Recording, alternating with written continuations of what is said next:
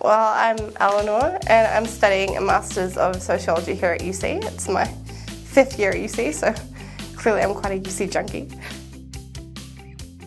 I'm basically a proud Canterburyan and I wanted to stay here, especially after the earthquakes, to support the rebuild and to see the opportunities that came of it.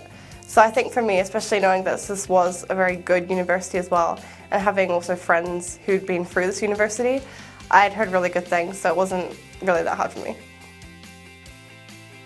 In 2017, I was diagnosed with a hearing disorder, and I think that was like midway through my university study. And so it was quite of a stretch for me, and I was wondering, as I was nearing the end of my undergrad, would I be able to study at postgrad level? Would I be able to get the support I needed? Just because I think I was quite exhausted from the whole process of trying to get a diagnosis, trying to figure out what was wrong with me.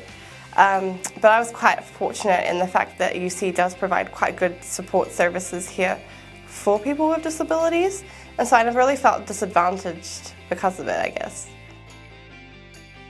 The Equity and Diversity Resource Centre was like a really good place to seek help if you are a person with a disability coming to university. I think for me it was especially helpful in my honours year because I could get note takers and stuff like that.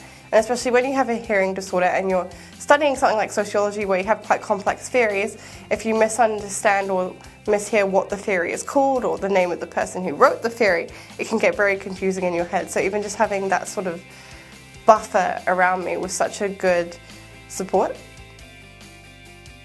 I think I'd just say go for it. I think sometimes one of the biggest hurdles is the barrier of actually thinking you can do it, and I guess a lot of people can face stigma that maybe university isn't right for them.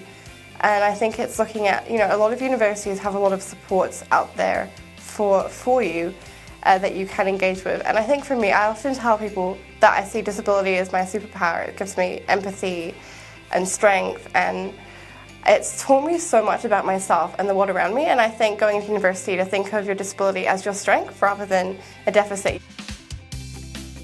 I mean, now I'm saying it on camera, I'll probably do it, but I'm really hoping to do a PhD after my Masters. Fingers crossed, all going well. And I think that's a big goal for me. And I think especially with my disability, I did struggle even with the idea of what I even do in honours year.